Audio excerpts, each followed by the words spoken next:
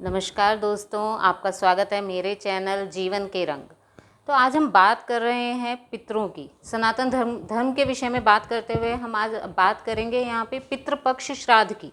बहुत से लोग कहते हैं कि हिंदू धर्म के श्राद्ध के विषय में बहुत से लोग मजाक बनाते हैं। लोग बाग कहते हैं कि अरे जिंदों को तो पानी दिया नहीं जाता, जिंदों की सेवा की नहीं जाती और मुर्दों को तुम श्राद्ध करने चले, मरने के बाद क्या कोई खाने आ रहा है। तो ये एक अंधविश्वास है, ढकोसला है, किसी को कुछ नहीं मिलता। तो मैं अपने सभी हिंदू भाई बहनों से ये कहना चाहूँगी कि जो भी इस तरह से कहते हैं उन्हें कहने दीजिए और उन्हें मुंह तोड़ जवाब दीजिएगा। और उनसे कहिए कि अगर सभी कुछ ढकोसला है तो उनसे कहिए कि ढकोसला हिंदू धर्म का कोई भी तथ्य, कोई भी त्यौहार, कोई भी बात ढकोसला नहीं है, अंधविश्वास नहीं है। सबसे पहले तो ये बात है कि श्राद्ध में हम अपने पितरों को याद करते हैं, अपने पूर्वज। और ये तो कहा ही गया है कि जो हमारे माता पिता होते हैं वो हमारे सबसे बड़े पूर्वज होते हैं। सबसे बड़े देवता कौन होते हैं? हमारे माता पिता होते हैं। तो जब वो हमें इस संसार में छोड़ के, जब वो हम चले जाते हैं, वो हमें छोड़ के जब चले जाते हैं, तो अगर हम उन्हें याद कर लेते हैं किसी भी तरीके से, किसी भी बहाने से अगर हम उन्हें याद कर रहे हैं, तो क्या ये पाप है? नहीं, हमें उन्हें याद करना चाहिए, उनकी कृपा बनाए रखनी चाहिए। श्राद्ध के माध्यम से कम जब श्राद्ध के महीने आते हैं तो इस माध्यम से हम अपने पूर्वजों को याद करते हैं और कहीं ना कहीं हम ये संतुष्टि हमारे मन में होती है कि हमारे पूर्वज हमसे प्रसन्न हैं। इस बहाने आने वाली पीढ़ी भी अपने पूर्वजों को पहचानती है। कभी ना कभी हमारी आने वाली पीढ़ियां हमसे पूछती हैं कि मम्मी आप किसका श्राद्ध कर रहे हो, या पापा आप किसका कर रहे हो, या मेरे दादाजी कौन थे, कैसे थे, जिनके बारे में आप ये श्राद्ध कर रहे हो। तो इस तरह से जो हमारी आने वाली पीढ़ियां हैं उन्हें भी उनके विषय में पता चलता है।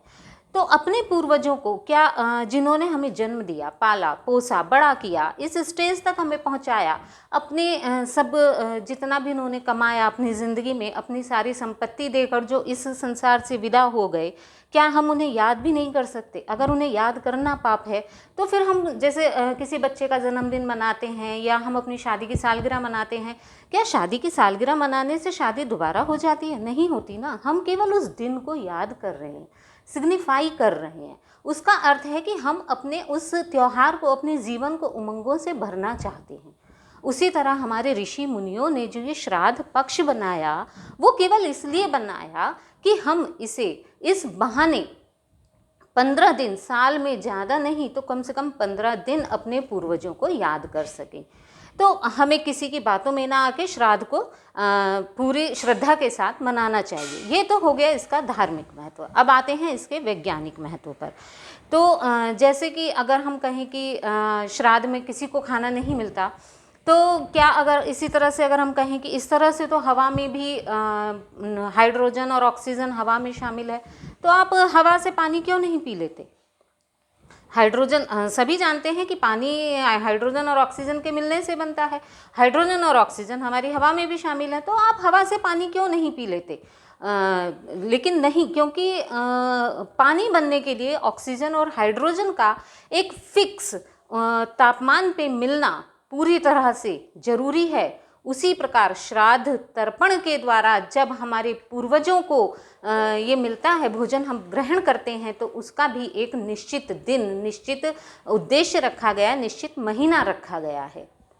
हमारे ऋषि मुनियों ने बहुत सोच समझकर, बहुत इस पर रिसर्च की होगी, तब उन्होंने ये श्राद्ध का महीना मनाया होगा। हम सभी जानते हैं कि जैसे कि पीपल, अब हम इसके वैज्ञानिक महत्व पे आते हैं कि जैसे पीपल और बरगद, दो वृक्ष होते हैं जिनके हमें कहीं बीज नहीं मिलते, लेकिन हमारी प्रकृति में ये बहुत आवश्यक बीज हैं। हमारी प्रकृति के लिए ये दो पौधे बहुत आवश्यक पौधे हैं, औषधीय गुणों से भरपूर हैं। पीपल एकमात्र ऐसा पौधा है जो 24 घंटे ऑक्सीजन देता है, और बरगद एकमात्र ऐसा है जिसके इतने अधिक औषधीय गुण हैं कि उसे वृक्षों का पिता या राष्ट्रीय वृक्ष स्वीकार किया गया है इनके औषधीय गुणों के कारण। लेकिन इन दोनों वृक्षों के बीज हमें कहीं नहीं मिलते। इन दोनों वृक्षों को हम अगर अपनी इच्छा से चाहें तो हम इन्हें रोपित नहीं कर सकते।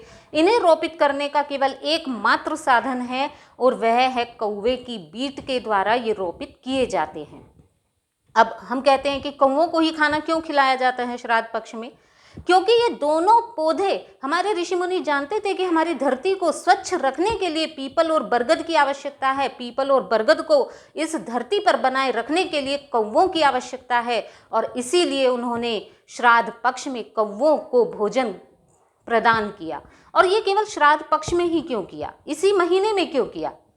क्योंकि उन्हें मालूम था, अश्विनी मास में ही उन्होंने ये सब क्यों किया, क्योंकि उन्हें मालूम था कि जब भादों का महीना आता है, भादों के महीने में ही मादा कौआ अंडे देती है, और 15 दिन जब उसका नवजात शिशु अंडे से बाहर निकल आता है, और उसके बाद ये 15 दिन जब नवजात शिशु अपने आप से ज़्यादा उड़ नहीं सकता, वो भोजन की तलाश में इधर उधर नहीं फिर सकता, उस समय शायद उन नवजात शिशुओं की रक्षा करने के लिए ऋषि मुनियों ने श्राद्ध के माध्यम से हमें ये संदेश दिया कि हर छत पे थोड़ा थोड़ा पौष्टिक भोजन रख दिया जाए, जिससे कि वो मादा कौवे उस भोजन को ग्रहण करें और उनकी ग्रोथ हो, वो विलुप्त ना हो जाएं। और जब वो कौवों का ग्रोथ होगा, वो कहीं भोजन करेंगे या कहीं वो पीपल के और बरगद के जब वृक्षों पर बैठते हैं, इनकी कोपलों को खाते हैं, तो पीपल और बरगद के जब बीज उनके पेट में जाते हैं, तो उस पेट में जाने से उनका जो बीज का प्रोसेसिंग होता है, वो बीज उन्नत होता है, और जब वो बीट करते हैं तो वही बीज बीट के माध्यम से बाहर निकल आता है, और उसी से पीपल और बरगद का पेड़ उत्पन्न होता है। तो ये है, और इसीलिए उन्होंने, क्योंकि भादों के महीने में वो पक्षी नर मादा पक्षी जो होती हैं वो अंडों को जन्म देती हैं, तो उसके अंडों को समुचित पोषण देने के लिए हमारे ऋषि मुनियों ने इतनी ध्यान करके मतलब इतना खोज करके उन्होंने श्राद्ध के महीने को मनाया। तो ये है इसका वैज्ञानिक पक्ष। तो मैं अपने सभी हिंदू भाई बहनों से यही कहना चाहूँगी कि श्राद्ध खुश रहिए और श्राद्ध कर्म करते रहिए। श्राद्ध किसी की बातों में आके ये मत सोचिए कि ये सिर्फ एक अंधविश्वास है, ये अंधविश्वास नहीं है, ये पूर्ण रूप से धार्मिक है, पूर्ण रूप से वैज्ञानिक है। और श्राद्ध की महत्ता तो इतनी है कि खुद शाहजहां ने भी एक बार इस श्राद्ध पक्ष को लेकर ही शाहजहां ने हिंदुओं को नमन किया था। आपको इतना तो शायद आपको मालूम ही होगा कि जब औरंगज़ेब ने, शाहजहां के पुत्र औरंगज़ेब ने शाहजहां से गद्दी छीन ली और उसे जेल में डाल दिया, तो उसे एक बूंद पानी के लिए उसने तरसा दिया। ये वो धर्म था जहाँ पितरों की रक्षा करना नहीं सिखाया जाता, जहाँ पितरों को पूजनीय नहीं बताया जाता। ये हिंदू धर्म ही है जिसमें हमने पितरों को पूजनीय बताया जाता है, जिसमें ये कहा जाता है कि अपने पितरों की हमें पूजा करनी है, ना केवल जीते जी अपितु मरने के बाद भी। वो मुस्लिम धर्म था जिसमें औरंगज़ेब ने शाहजहां को एक बूंद पानी के लिए तरसा दिया था, और तब शाहजहां ने अपने बेटे से कहा था, ए पिसर तू अजब मुसलमानी, ए पुत्र तू कैसा मुसलमान है, व पिंजरे जिंदा आब तरसानी, जो अपने जिंदा पिता को पिंजरे में बंद करके तरसा रहा है, एक बूंद पानी के लिए तरसा रहा है। आफरीन बाद हिंदबान सदबार, मैं तो 100 बार हिंदुओं को 100 बार उन्हें नमन कर रहा हूँ। मैं देहद पिंजरे मुर्दावा दायब आब, अरे तू तो अपने जिंदा पिता को एक बूंद पानी के लिए तरसा रहा है, और वे हिंदू अपने मुर्दा पिता को, अपने मुर्दा पितरों को भी जल अर्पण करते हैं। तो अपने सनातन धर्म पे गर्व कीजिए।